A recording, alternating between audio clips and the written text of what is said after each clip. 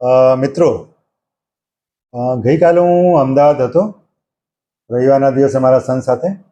ત્યારે ત્યાં એક મારા મિત્ર ડૉક્ટરનો ફોન આવ્યો અને એમણે મને જણાવ્યું કે સાહેબ, તમે લુણાવાડાથી અમદાવાદ ગયા છો તો મારા એક કુટુંબમાં એક મારા બ્રધર છે, તમે એમને જોઈ શકશો?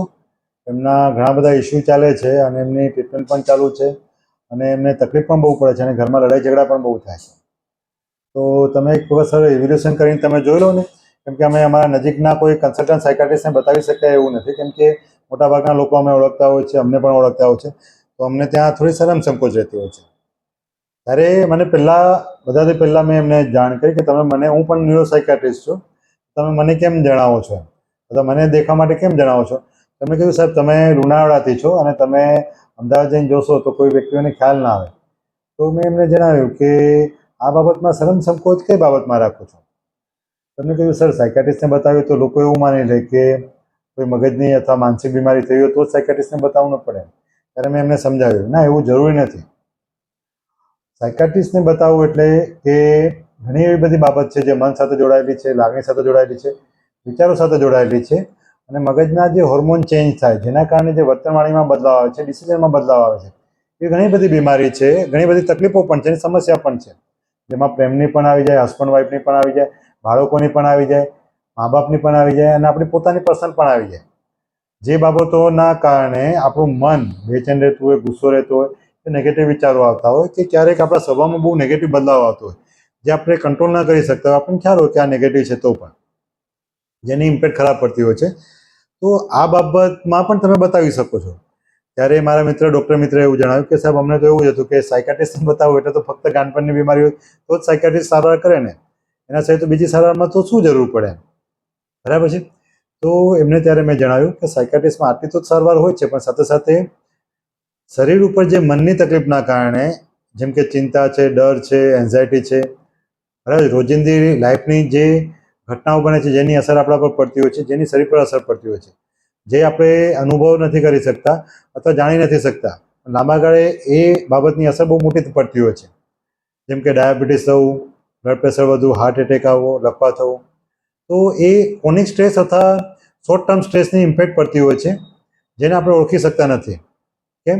કેમ કે ક્રોનિક સ્ટ્રેસમાં જે કોર્ટિઝોલ નામના રસાયણો વધે છે અને બ્રેઇનના હેપી હોર્મોન ઘટી જાય છે, જેની ઇમ્પેક્ટ શરીર પર બધી જ જગ્યાએ પડે છે, દરેક અવયવ પર પડે છે. જેમ કે સાયન્સમાં હમણાં એક પ્રૂવ થયું છે કે જો આપણે ફક્ત બહારનું ખાઈએ તો પેટ બગડે એવું માનતા હોય છે અને કદાચ બીમાર થઈએ તો પેટ બગડે એના કારણે બીમાર થઈએ, ડાયરિયા થઈ જાય, એસિડિટી, ગેસ થાય, બહારના પીઝા કદાચ ખાધા હોય તો. પરંતુ માઇન્ડમાં નેગેટિવ થોટ આવે અથવા નેગેટિવ ઇમોશન આવે જેને આપણે સમજી ન શકીએ, કોઈ પણ એન્વાયરમેન્ટ ઇસ્યુના કારણે કે પર્સનલ ઇસ્યુના કારણે કે લાગણીઓના ઇસ્યુના કારણે, તો જે ઇમ્પેક્ટ શરીર પર પડે છે બહુ વધારે નુકસાનકારક છે. એ ઇમ્પેક્ટ કેવી કે જેમ કે બ્લડ પ્રેશર વધવું, ચક્કર આવવા, ગભરામણ થવી, ઊંઘ ના આવી, માથું દુખવું, આ બધી બાબતોની ઇમ્પેક્ટ પડતી હોય છે. તો લોકો એ બાબત સમજી નથી શકતા. તો સાયકાટ્રિસ્ટનું ફક્ત એટલી જરૂર નથી. ત્યારે એમને સમજાવ્યું કે હા સાહેબ, તમે કહો છો એ બરાબર છે. કેમ? કે મારા બ્રધરને થોડી વારમાં ગુસ્સે થઈ જાય છે, ઊંઘતા નથી, ક્યારેક ક્યારેક સિગરેટ પણ પી લે છે જે પહેલાં નહોતા પીતા. હમણાં એમના સ્વભાવમાં પણ બદલાવ આવ્યો છે. એમના સ્વભાવમાં એક વખત એ વાત ચાલુ કરે તો બોલવાનું બહુ ચાલુ કરે તો ગુસ્સો બી કરી નાખે અને બોલવાનું પણ કન્ટિન્યુ રાખે છે. અને ઘણી વખત ઘરના લોકો સાથે પણ હવે વાત નથી કરતા અને ચૂપચાપ બેસી રહે છે.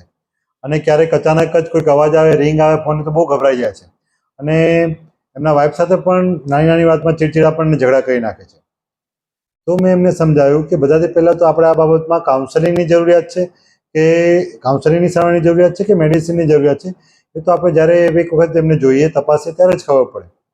તે પહેલાં આપણે નક્કી ન થાય કે એમને દવાની જરૂર છે કે કાઉન્સેલિંગની જરૂરિયાત છે. મોટાભાગના ઇમોશનલ ઇસ્યુમાં શરૂઆતના તબક્કામાં કાઉન્સેલિંગની સારવાર કરાવો તો બહુ જલ્દી એ વસ્તુનું નિરાકરણ આવી જતું હોય છે.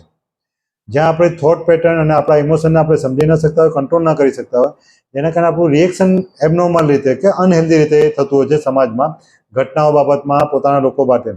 આવી બધી બાબતોમાં કાઉન્સેલિંગની સારવાર બહુ જરૂરિયાત છે.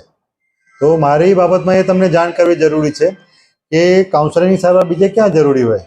જેમ કે કાઉન્સેલિંગની સારવાર હસબન્ડ વાઈફના રિલેશનમાં ઇસ્યુ બનતા હોય, બરાબર છે, કે વારંવાર કોઈ બાબતમાં લડાઈ ઝઘડા થતા હોય, કારણો જેના યોગ્ય રીતે દેખાતા ન હોય. બીજી બાબતમાં કે જેમ કે માનો કે એક્સ્ટ્રા મેરિટલ અફેર થતું હોય અને મા બાપને કે પોતાના પાર્ટનરને ખ્યાલ નથી પણ પોતાને કરવાની ઈચ્છા થતી હોય અથવા પોતે એ બાબતમાં જોડાયેલા હોય.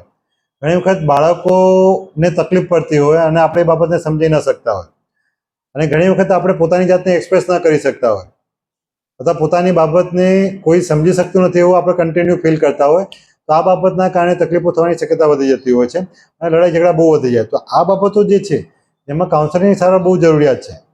તો આ કાઉન્સેલિંગની સારવાર એ કોઈ થેરાપિસ્ટ છે, ન્યુરોસાયકેટ્રિસ્ટ છે જે લોકો આપતા હોય છે, કાઉન્સેલર હોય છે એ પણ આ થેરાપી આપતા હોય છે. તો એનો મતલબ એ નથી કે એમને માનસિક બીમારી કે ગાંડપણની બીમારી થઈ ગઈ છે. જો તમને તમારા બાળક ચૂપચાપ રહેતું હોય, તમારું બાળક ગુસ્સે થઈ જાય છે, તમારું બાળક ભણવાનું મૂકી દે છે, તમારા બાળક બોલવાનું બંધ કરી દે છે, તમારા બાળકને અચાનક ધબકારા વધી જાય છે, ઊંઘમાં પેશાબ કરી જાય છે, તમારું બાળક ઊંઘમાં ચાલે છે, આ બધી બાબતોમાં કાઉન્સેલિંગની સારવાર બહુ જરૂરિયાત છે. હવે જો બાળકોને મૂકીને આપણે જો બીજા થોડા ટીનેજરમાં વાત કરીએ તો ટીનેજરમાં બે વસ્તુની જરૂરિયાત છે. ટીનેજરમાં ઉંમર પ્રમાણે હોર્મોન ચેન્જ થતા હોય છે. તો એ બાયોલોજીકલ જે ચેન્જ થાય છે તો એ ચેન્જીસને કઈ રીતે એક્સેપ્ટ કરવા, કઈ રીતે મેનેજ કરવા એ માટે પણ કાઉન્સેલિંગની જરૂરિયાત છે. તેમજ ટીનેજરમાં પોતાનું સર્કલ એટલે કે પોતાનું સંઘ સર્કલ કેવું બને છે એની ઇમ્પેક્ટ શું પડે છે એ જાણવા માટે પણ ઘણી વખત કાઉન્સેલિંગની જરૂરિયાત હોય છે. અને એ કાઉન્સેલિંગની જરૂરિયાત ફક્ત ટીનેજરને નથી હોતી, એમના મા બાપને પણ બહુ જરૂરિયાત હોય છે. કેમ કે ટીનેજરમાં જે બાળકોના હોર્મોન ચેન્જ થાય છે, જે બાયોલોજીકલ ચેન્જ થાય છે, એન્વાયરમેન્ટની જે ઇફેક્ટ થાય છે તો એ ઇમ્પેક્ટ નેગેટિવ છે કે પોઝિટિવ અને એને કઈ રીતે રિએક્ટ કરવું એ સમજવા માટે વ્યક્તિ પોતે એટલે કે ટીનેજર પોતે અને એને મા બાપની પણ કાઉન્સેલિંગની બહુ જરૂરિયાત હોતી હોય છે. તો આ એક બાબત થઈ કે ટીનેજરોમાં તેમજ આ જ એજમાં બાળકો ઘણી વખત એટ્રેક્શન અનુભવતા હોય છે કે એડિક્શન માટે એ લોકો ઘણી વખત એટ્રેક્શન ફીલ કરતા હોય છે. તો આ બાબતે શું તકલીફ થઈ શકે એ પણ જાણવું બહુ જરૂરી છે અને એને કઈ રીતે મેનેજ કરવું એ જાણવા માટે, એ સમજવા માટે અને એ શીખવા માટે કાઉન્સેલિંગની સારવાર બહુ જરૂરિયાત છે. હવે આનાથી થોડી આપણે ઉપલા સ્ટેજમાં જઈએ તો ઉપરની બાબતમાં એવું માનીએ કે જે લોકોના મેરેજ નથી થયા અને એડલ્ટમાં છે, જે લોકોના મેરેજ થવાના બાકી છે અથવા રિલેશનશિપમાં છે અથવા એ લોકોની એન્ગેજમેન્ટ થઈ છે, તો એવા લોકોમાં ઘણી વખત આવા પાત્રોમાં અથવા પાર્ટનરમાં ઘણી વખત બહુ તીવ્ર આવેશ હોય છે, ઘણી વખત બહુ પોઝેસિવનેસ હોય છે, ઘણી વખત બહુ ઇનસિક્યોરિટી હોય છે અને એ ઇનસિક્યોરિટીના કારણે સંબંધો બગડતા હોય છે કે હેલ્થ બગડતા હોય છે. અને એ ઇનસિક્યોરિટીના કારણે વર્તનમાં બહુ બદલાવ આવતો હોય છે જે નેગેટિવ હોય છે, જેમાં કંટ્રોલિંગ બિહેવિયર હોય, લડાઈ ઝઘડા થતા હોય છે, પોઝેસિવનેસ હોય છે. બરાબર છે. તો આ બાબતને સમજવા માટે પણ કાઉન્સેલિંગની બહુ જરૂરિયાત છે. અને આ બાબત ન સમજવાના કારણે ઘણી વખત આવા પાત્રો ઘણી વખત લવ મેરેજ કરી લેતા હોય છે, ભાગી જતા હોય છે, સુસાઇડ કરી લેતા હોય છે અને ક્યારેક ક્યારેક મા બાપ સાથે ઝઘડા પણ કરી લેતા હોય છે. અને ક્યારેક મેરેજ પછી અથવા સગાઈ થયા પછી પણ સગાઈ તૂટી જતી હોય છે અથવા એ એન્ગેજમેન્ટ થયા પછી કોઈ એક વ્યક્તિ સાથે કમિટમેન્ટ કર્યા પછી પણ એ મલ્ટિપલ પાર્ટનર સાથે સંબંધ રાખતા હોય છે અને એમને બાબત ખ્યાલ નથી આવતો અથવા એ બાબત એમને નોર્મલ લાગે છે. તો આની પાછળના પણ સાયકોલોજીકલ રીઝન હોય છે, આની પાછળ પણ બાયોલોજીકલ રીઝન છે. તો એ રીઝનો જાણવા માટે પણ કાઉન્સેલિંગની બહુ જરૂરિયાત છે. આપણે ફક્ત સામાજિક રીતે વિચારતા હોય છે જેના કારણે આપણને યોગ્ય સોલ્યુશન મળતું નથી. ટેમ્પરરી સોલ્યુશન મળી જાય છે પણ એ પેટર્ન, એ હેબિટ અને એ ઇમોશનની જે રીત છે એ તો કન્ટિન્યુ રહે છે. બીજા મેરેજ અથવા બીજા રિલેશનમાં પણ એ વસ્તુ કન્ટિન્યુ રહે છે. તો આ બાબત થઈ ટીનેજ અને એડલ્ટહુડમાં. હવે આનાથી એક સ્ટેજમાં અપર સ્ટેજમાં જઈએ તો મેરેજ પછીની આપણે જે વાત કરીએ જેમાં બે કપલ છે તો એ કપલોમાં પણ ઘણા બધી બાબતોમાં ઝઘડા થતા હોય છે. એ ઝઘડાના કોઈ દેખીતા કારણ નથી હોતા, જેમ કે પૈસાનો અભાવ કે હેલ્થ ખરાબ છે કે આપણે કોઈ એવી બાબત કે બીજી કોઈ તકલીફ પડે છે અથવા ટોર્ચરમેન્ટ, ફિઝિકલી ટોર્ચરમેન્ટ થાય છે, એવું પણ નથી હોતું. તો પણ ઘણી વખત હસબન્ડ વાઈફમાં લોકો એવું કહેતા હોય છે કે આ વ્યક્તિ ખરાબ છે, આ વ્યક્તિ ખરાબ હોય છે, એ રીતે સામાજિક રીતે બ્લેમ કરતા હોય છે. પણ એ પાછળ ઘણી વખત સાયકોલોજીકલ કારણો જવાબદાર હોય છે, જેમાં પર્સનાલિટી ટ્રેટ કે પર્સનાલિટી ડિસઓર્ડર જવાબદાર હોય છે. ઘણી વખત પોતાની માન્યતા, પોતાનો સ્વભાવ જે પર્સનાલિટી ટ્રેટમાં ગણાય છે અથવા એક પર્સનાલિટી ડિસઓર્ડર પણ જવાબદાર હોય છે. ઘણી વખત આ પર્સનાલિટી ડિસઓર્ડર સિવાય પણ સાયકોલોજીકલ ઇસ્યુ પણ જવાબદાર હોય છે અથવા બીમારી પણ જવાબદાર છે, જેમ કે ઓસીડી અથવા ડિપ્રેશન અથવા એન્ઝાયટી ડિસઓર્ડર જો મધર ફાધરને હોય છે અથવા કોઈ એક પાત્રને હોય છે તો એ બીજા પાત્ર પર એની અસર પડતી હોય છે નેગેટિવ રીતે. અથવા ઘણી વખત એવું થતું હોય છે કે આવા વ્યક્તિઓના બાળકો હોય છે તો એ વસ્તુ પાસ ઓન થતી હોય છે અજાણ્યાપણે. ખાસ કરીને જો મધર કે ફાધરમાંથી કોઈ એક વ્યક્તિને ઓસીડી અથવા ઓસીપીડી, ઓસીડી એક બીમારી છે, સાયકોલોજીકલ બીમારી, ન્યુરોટિક બીમારી છે, એ કોઈ ગાંડપણની બીમારી નથી. એન્ઝાયટી ડિસઓર્ડર જેમ કે લિફ્ટમાં બેસવામાં ડર લાગવો, હાઇટનો ડર લાગવો, સાપથી ડર લાગવો, આ પણ એક ડર છે. પણ અમુક ડર હેલ્ધી હોય, અમુક અનહેલ્ધી હોય. હવે ઘણી વખત હેલ્ધી ડર પણ વધારે પડતી તીવ્રતામાં હોય તો એ બીમારીમાં ગણાય છે. તો ઘણી વખત આવી બીમારીઓ જવાબદાર હોય છે. પણ આવી બીમારી સાથે સાથે ક્યારેક ક્યારેક પર્સનાલિટી ડિસઓર્ડર પણ જવાબદાર હોય છે. જેમ કે વારંવાર સફાઈ કરવી, વારંવાર ચોકસાઈ રાખવી, અથવા કોઈ પણ વસ્તુ તરત જ સમય પર થવી, એ વસ્તુનું મહત્વ હોય કે ન હોય. તો આવી તકલીફ જ્યારે ધરાવતા હોય પર્સનાલિટી ડિસઓર્ડર અથવા ઓસીડીની બીમારીની, તો આવા વ્યક્તિત્વના કારણે એની અસર બાળક પર પડતી હોય છે. અને બાળક અંદરથી સપ્રેસ, એટલે કે એક પોતાની લાગણીઓ રજૂ ના કરી શકે, સપ્રેસ થઈ જાય અને હંમેશા બહારની દુનિયામાં ઇનસિક્યોર ફીલ કરે, અથવા એકદમ પરફેક્ટનિઝમ બનવાની કોશિશ કરતા હોય છે. અને પોતાની ઈચ્છાઓ અને પોતાની જવાબદારીઓ જો એ ફૂલફિલ ના કરી શકે અથવા ફેલ થાય તો એ માણસ તૂટી જતા હોય છે. આ બાળકો, એ બાળકોમાં એ ખામી હોતી નથી. ઘણી વખત એ મા બાપનો જે સ્વભાવ છે, એ સ્વભાવનું એ રિએક્શન હોય છે, પ્રતિભાવ હોય છે. જ્યાં મા બાપે જે એક્શન લીધું છે એમના સ્વભાવમાં ખામી અથવા બીમારીના કારણે અનહેલ્ધી જે એક લર્નિંગ પેટર્ન છે, જેની અસર બાળકો પડતી હોય છે.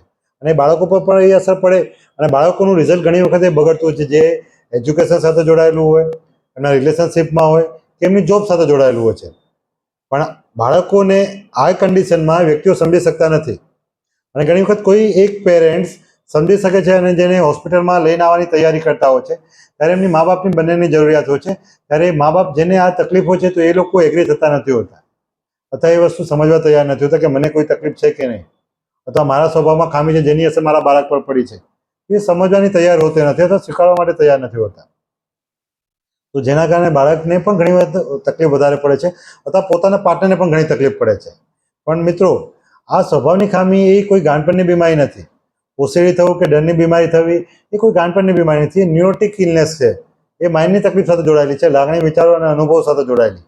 એમાં તમે તમારા કામ સાથે બહુ તકલીફ પડે એવું જરૂરી નથી, પણ તમારા પોતાના વ્યક્તિત્વમાં તકલીફ પડે, જેના કારણે તમારા સંબંધોમાં તકલીફ પડી શકે એવી શક્યતા વધારે હોય છે. એની ઇમ્પેક્ટ તમારા પાર્ટનર અને તમારા ફેમિલીના લોકો પર બહુ પડતી હોય છે. તો આ બાબતને બહુ સમજવું જરૂરી છે. તો આવા દરેક કિસ્સામાં, જેમ કે સુસાઇડ એટેમ્પ કરો, લડાઈ ઝઘડા થવા, બીજા વ્યક્તિને સમજવું નહીં, બીજા લોકોને છેતરવું અને એમાં ખુશી ફીલ કરવું, અથવા આપણા વર્તનવાળીના કારણે બીજાને તકલીફ પડે છે પણ આપણને એવું લાગે કે એ લોકો આપણા પર બ્લેમ કરે છે, અથવા આપણે એમને બ્લેમ કરતા હોય છે. ઘણી વખત આપણી સાથે રહેનાર વ્યક્તિને ડાયાબિટીસ, બ્લડ પ્રેશર થાય, હાર્ટ એટેક આવે, તો જરૂરી નથી કે ફક્ત એનામાં તકલીફ હોય છે. ઘણી વખત એમની સાથે રહેનાર વ્યક્તિઓના સ્વભાવ અથવા એમની પર્સનાલિટીમાં રહેલી ખામીના કારણે આ સાથે રહેનાર વ્યક્તિ પર આની ઇમ્પેક્ટ પડતી હોય છે, જેને સાયકોલોજીકલી ઇમ્પેક્ટ પડતી હોય છે, જેની અસર બોડી પર પડતી હોય છે, ફિઝિયોલોજીકલી. જેમ કે સ્ટ્રેસમાં આપણા ઘરમાં કોઈ વ્યક્તિ આપણી સાથે ઝઘડો કરે તો આપણને ગુસ્સો આવી જાય, પણ માનો કે ઘરમાં બીજા વ્યક્તિઓ પણ ઝઘડાતા હોય તો પણ આપણને દુઃખ થાય અને બ્લડ પ્રેશર વધી જાય, તો માથું દુખે, ઊંઘ ના આવે. તો એ સાયકોલોજીકલી ઇમ્પેક્ટ પડતો હોય છે, જેની આપણે ફિઝિયોલોજીકલી એટલે બ્રેઇન અને બોડી પર ઇફેક્ટ પડતી હોય છે. તો વ્યક્તિઓ આ બાબત સમજવા તૈયાર નથી. પણ જો મિત્રો, તમે તમારા ફેમિલીને અને તમારા વ્યક્તિત્વને, અથવા તમે પોતાના વ્યક્તિઓને મહત્વ આપતા હો, તમારી ફેમિલીની લાઈફ સારી સમજવા માંગતા હો અને રાખવા માંગતા હો, તો હ્યુમન સાયકોલોજી બહુ સમજવી જરૂરી છે. એક હેલ્ધી પોતાના માઇન્ડને પણ રાખવા માટે, હેલ્ધી ફેમિલી રાખવા માટે અને હેલ્ધી સમાજ, સોસાયટી બનાવવા માટે પણ બધાથી પહેલાં તમે તમારા ઇમોશન અને તમારી સાયકોલોજીને સમજવું બહુ જરૂરી છે. તમારી પર્સનાલિટીને સમજવું જરૂરી છે. આ સમજશો તો તમારા એક એક્શનમાં સુધારો આવશે અને તમારા રિએક્શનમાં તમે કંટ્રોલ કરી શકશો. આ બાબતમાં બહુ ધ્યાન રાખવું જરૂરી છે. તો મિત્રો, આ દરેક બાબતમાં કાઉન્સેલિંગની સારવાર જરૂરી છે. આમાં કોઈ દવાની જરૂર નથી. આમાં ફક્ત કાઉન્સેલિંગની સારવારથી પણ ઘણી બધી બાબતોમાં સુધારો થાય છે. અને સાયકાટ્રિસ્ટને મળવું કે કાઉન્સેલરને મળવું કે થેરાપિસ્ટને મળવું એટલે જરૂરી નથી કે એ ફક્ત ને ફક્ત ગાંડપણની બીમારી છે. શરીરની મોટાભાગની 70% બીમારીઓથી વધારે બીમારીઓ એ સાયકોલોજી સાથે જોડાયેલી છે, જેની અસર શરીર પર પડે છે. તો મિત્રો, હું છું doctor Mukundray Dindor. As a MD neuro psychiatrist તરીકે લુણાવાડા હું પ્રેક્ટિસ કરું છું, અને મેડિકો લીગલ કન્સલ્ટન્ટ અને સાયકોથેરાપિસ્ટ તરીકે પ્રેક્ટિસ કરું છું. જો આપને આ બાબતમાં કોઈ જરૂરિયાત હોય કે કોઈ ગાઈડન્સની જરૂરિયાત હોય તો તમે મારા પર્સનલ નંબર પર મને મેસેજ કરી શકો છો. મારો વોટ્સઅપ નંબર છે 9979845854. Thank you.